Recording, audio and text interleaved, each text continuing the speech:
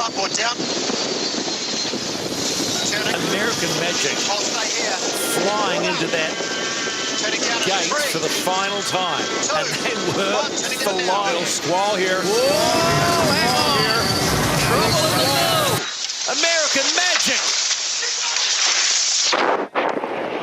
And they are over. You can hear the elevated voices going into that one. No rush. Wow. Stand by attack. Stand by attack. Go attack. Attack. Two.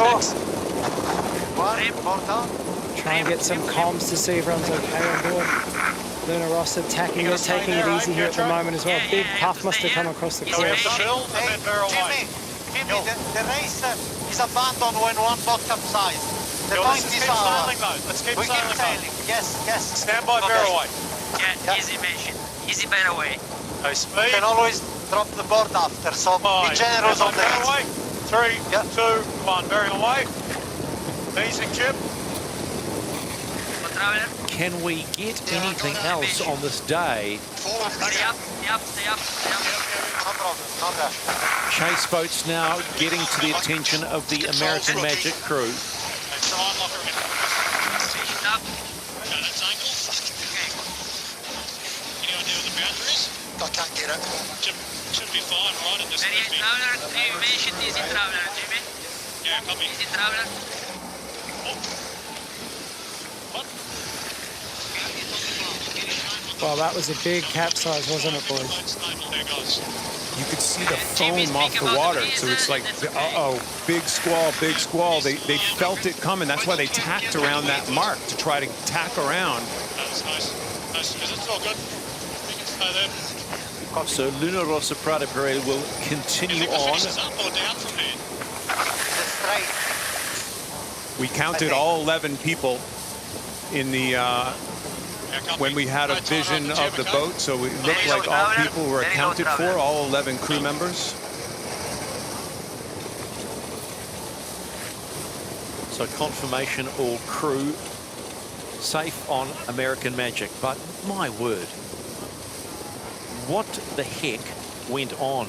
Okay, so what went on there is they were approaching the top mark and they got a big left shift, increase in pressure. And you could hear the elevated voices coming into that maneuver. They decided to attack into a barroway. That was the maneuver that Ben Ainslie was doing in the previous race. That's possible and it's fine to do in 16 knots of breeze, but if that pressure was above 20 knots, that's a tough maneuver. And you know, it's the end result is a capsize. It's a disaster for the team. Just when you think they are going to get their first win in this Prada Cup, quite simply disaster for American Magic, and it literally hands the win to Luna Rossa Prada Pirelli. Luna Rossa just cruising here at the moment, making sure they don't tip it over as well. On the right, yeah? Well, we've got to go through that gate anyway. This is the umpires. USA has retired. USA has retired. The race is awarded to Italy. Race is Either over. way, we just go. So confirmation, Luna Rossa Prada Pirelli will get their second win of this Prada Cup Challenger Series. I think the finish line is this one, straight Just ahead. when you thought you've seen it all, Stephen and Nathan, this we knew this was going to be crazy, but we had no idea what the definition of crazy really was, did we? That quite simply is a heart-stopping moment. You are in supposed control of the race. You need this win for your team and your organisation.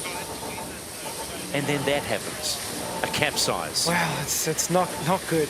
Not good at all. And I'm sure we'll be having a replay here in a second to have a look at what actually happened.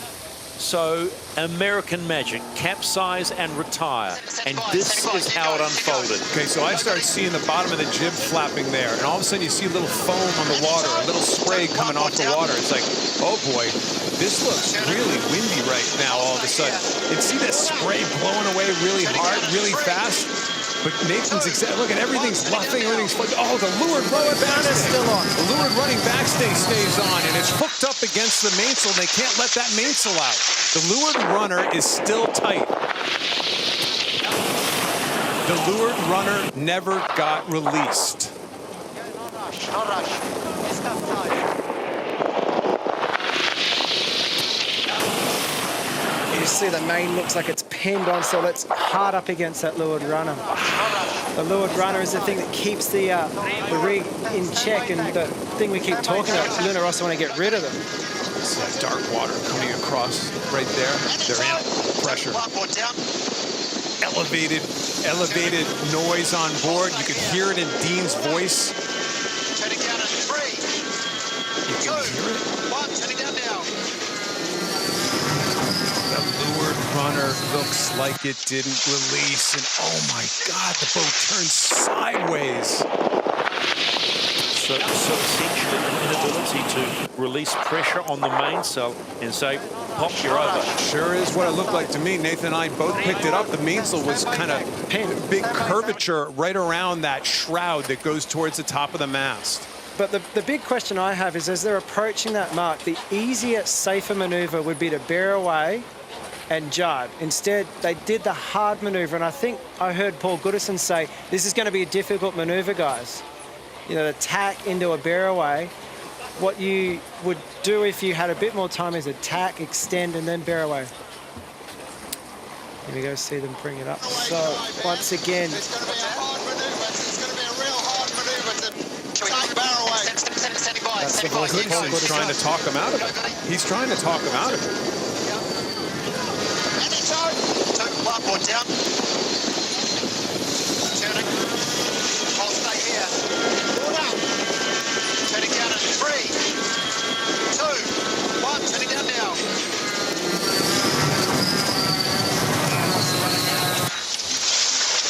the other thing was that Dean Barker stayed on the leeward side of the boat, so he's bearing away on the leeward side. He can't see how much pressure there is. He's not looking up at the mainsail to see it stuck on the runner.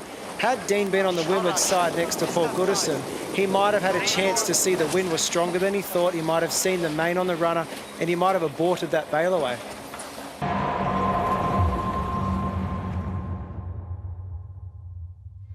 Today's America's Cup Racing is brought to you by Prada.